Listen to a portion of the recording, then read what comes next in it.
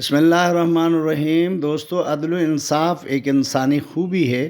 جس معاشرے میں عدل و انصاف ہوتا ہے، اللہ تعالیٰ اس معاشرے کو بقا عطا فرماتے ہیں، معاشرے کے اندر استحکام آ جاتا ہے اور انسانی معاشرہ ترقی کرتا ہوا نظر آتا ہے۔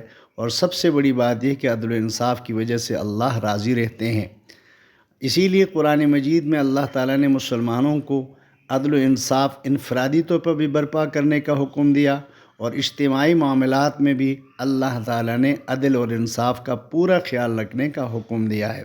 یاد رکھو، بات کرنے میں بھی عدل و انصاف کا خیال رکھنا فرض ہے، عدالتوں میں فیصلہ کرتے وقت بھی عدل و انصاف کرنا فرض ہے، اور جہاں کوئی مسئلہ ہو جائے، جھگڑا ہو جائے، کوئی مقدمہ قائم ہو، اس مقدمے میں بھی عدل و انصاف کا پورا خیال رکھنا ضروری ہے۔